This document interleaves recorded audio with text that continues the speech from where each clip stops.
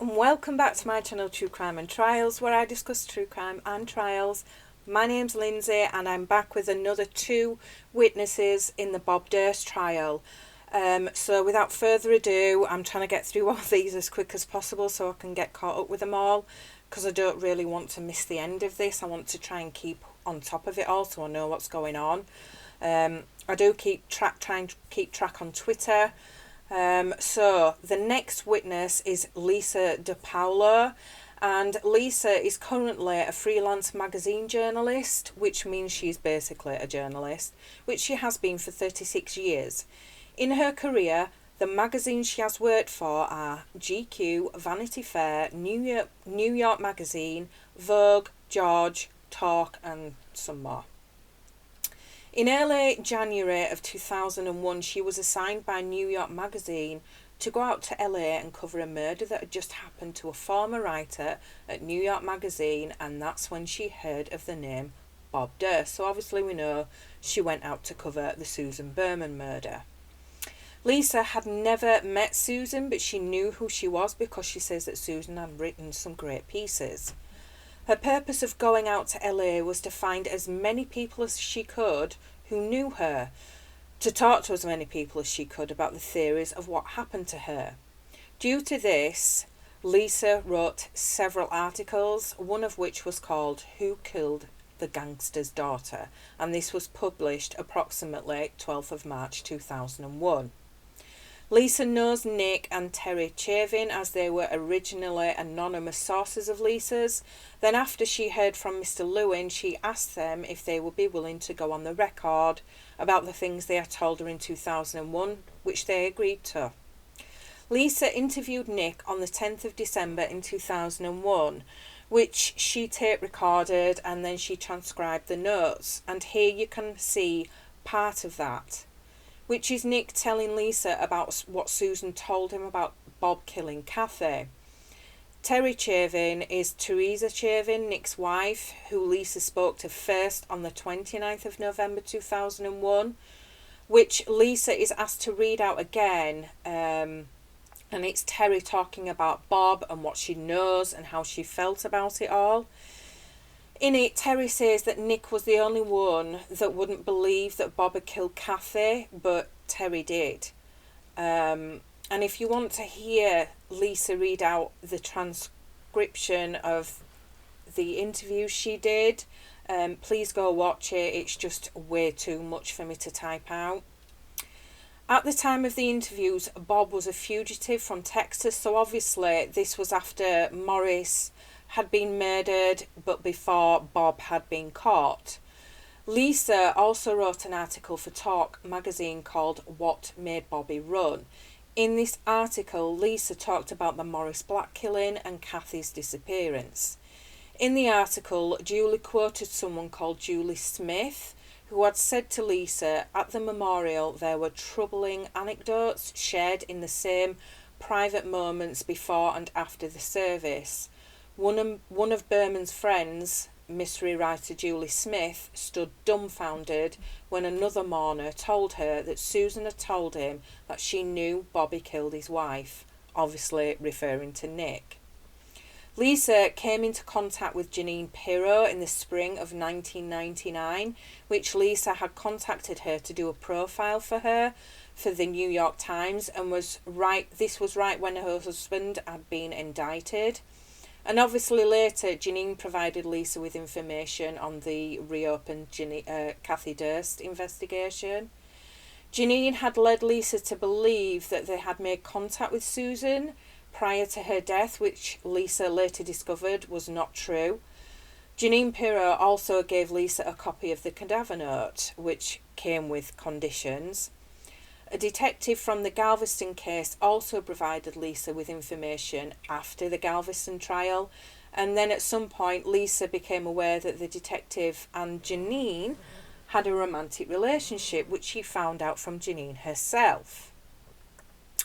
After Mr. Lewin and his office had filed charges on Bob in 2015, Lisa was approached by Janine to be the co-writer of a book on her search for justice in the Bob Durst matters, and the book did end up being published, but Lisa wasn't the co-writer. because she believed that the things Janine wanted Lisa to put in the book were not true. So the cross-examination. Janine Pirro had a picture of the detective she was seeing out for display in her home, but would put it in a drawer when he wasn't there. In an affidavit, Janine had said about Lisa that at the time Janine offered for her to be the co-writer on her book, Lisa was having difficulty finding work and paying her bills, which Lisa says is untrue. Janine also said that Lisa was abusive, she chain smoked, she was drinking excessively and refusing to clean up after herself and her dog, which again Lisa says is untrue. Janine also said that Lisa was popping pills and mixing it with alcohol, which again Lisa says is not true. In the article titled What Made Bobby Run, Lisa had written Berman's line on Bobby was that he had not killed Kathy. A great many of her friends from the past 2 decades recall her being totally unwavering in her support of Durst and totally dismissive of the murder theory. So in the cross, Mr. Chesnoff keeps trying to find out who Lisa's sources were, but obviously she won't say, so he leaves it for a while. Then he goes back to it and says, "You claim that there was a statement that Susan was upset when Bobby changed his phone number," which Lisa confirms that was what her report had turned up, but she still won't give her source. So that's the end of her testimony. Interesting. Obviously she had issues with Janine Pirro. I don't like the sound of this Janine Pirro, to be honest. Sounds like, I mean, she had an issue with Joe Becerra, now she had an issue with Lisa. Bit dodgy if you ask me. So next up we have Eric Perry, and he's a special agent with the FBI. Towards the end of April in 2012 and the beginning of May, he was assigned as an agent in New York City, and he received a complaint from someone called Ed Carr, who was a former FBI supervisor. He provided Eric with some information about some concerns that the Durst family had received, some alleged threats, and they believed Bob was the one making those threats to the family.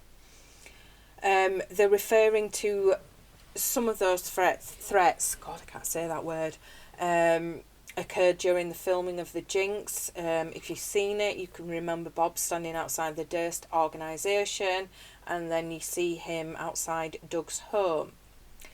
This then prompted Eric to look into Bob, and he began by watching All Good Things. I find that bizarre. Then he looked into the case files and spoke to the detectives. Eric then also spoke to LAPD in August of 2012 to find out who was in charge of the Susan Berman file.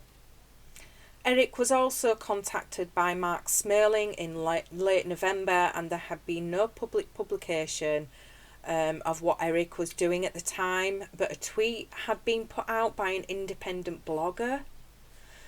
Mark Smerling said to Eric, "Rumour has it that you are looking into Mr. Durst," and he told him that he had 30 to 40 hours of audio and videotape of Bob.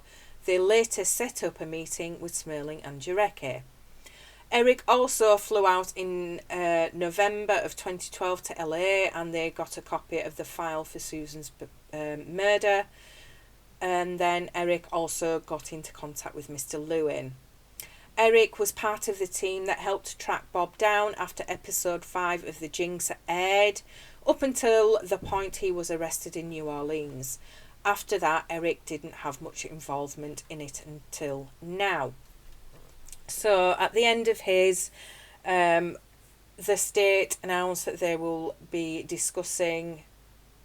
showing Bob watching the movie All Good Things, and alongside that will be Bob's commentary about what he thinks about it. So I'll be back with that in the next video. So until then, bye for now.